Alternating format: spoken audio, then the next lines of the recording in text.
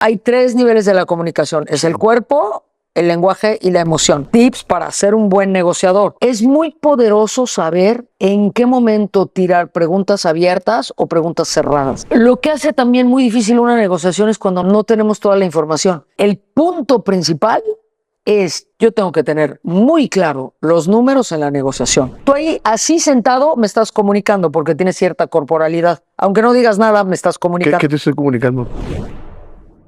Si yo le pregunto a la gente, ¿con cuál de los 3 elementos, el cuerpo, el lenguaje o la emoción, con cuál comunicamos más? Es súper interesante, pero con el que más comunicamos es con el cuerpo. Y con el que menos comunicamos, mi querido, es con las palabras. ¿Por qué? ¿Qué quiere decir eso? O sea, la gente no te pela. La gente no te escucha. Es real.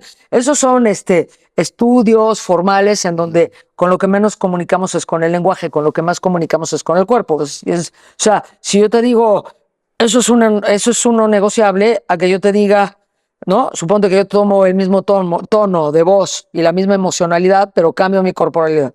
Eso es un no negociable. Eso es un no negociable. Eso es un no negociable. O sea, lo recibes diferente. Claro. Por mi cuerpo. Entonces tenemos que estar bien conscientes en una negociación de si tengo los brazos cruzados, de cómo está mi corporalidad y tips para ser un buen negociador. Es muy poderoso saber en qué momento tirar preguntas abiertas o preguntas cerradas. Preguntas abiertas son para que yo pueda obtener información. Preguntas cerradas es para que yo controle la comunicación o para que yo la maneje y digamos que esté un poquito más hacia lo que yo quiero hablar. Una pregunta abierta es la persona se arranca para donde quiera. Sí. Una pregunta cerrada, por ejemplo, van a ser 4 o 5 cajas versus, es una pregunta cerrada, una pregunta abierta es ¿cuántas cajas vas a querer? ¿Cuántas cajas vas a querer? Pues no sé si van a ser 5 o 20 o 200. En cambio, si yo le digo, vas a querer 4 o 5 cajas, ahí estoy acotando. Y como estoy acotando, a lo mejor yo le tengo que decir, son 4 o 5 cajas porque no tengo más. Estoy controlando. Sí, entiendo. ¿Entiendes? O sea, porque si el tipo me dice 200, ¿qué voy a hacer? Entonces, de alguna manera, preguntas cerradas me permite controlar hacia dónde quiero que vaya la comunicación. Es un tip muy sencillo, pero muy funcional, y a veces se nos olvida y a veces hacemos unas preguntas que es que, bueno, ¿no? Me imagino que has estado en muchas negociaciones. Sí, señor. ¿Cuál ha sido tu mayor reto en una negociación y que haya sido un caso de éxito? O sea, dices, aquí, bueno, me la jugué, chingón. Bueno, es muy linda tu pregunta. Yo creo que en realidad las negociaciones ocurren en todo momento, ¿no? Pero en algún momento me tocó negociar con una empresa que me estaba pidiendo una serie de condiciones completamente fuera de lugar. Yo una de las cosas que le enseño a la gente en el proceso de negociación es que no se trata de negar. O sea, si tú me pides algo ridículo, no se trata de que yo te diga, no, ¿cómo es posible que me pides eso? No.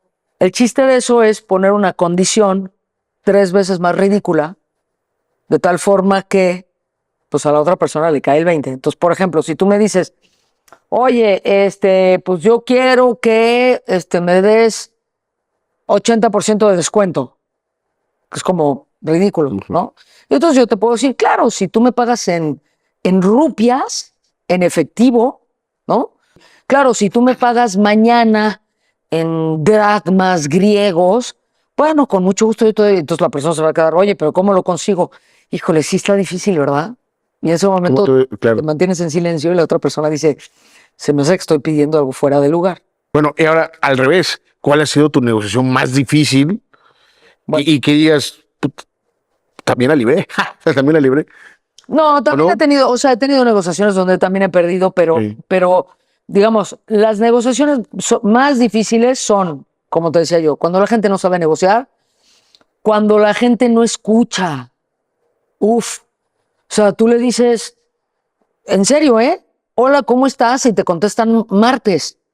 Y es como, caray. O sea, estoy exagerándolo, pero de verdad, yo he hecho preguntas en cierto tipo de negociación y a kilómetros te das cuenta que la persona no está escuchando porque solamente quiere hablar de lo que esa persona quiere hablar. Eso no es una negociación, eso es una imposición. Yo no tengo dónde moverme.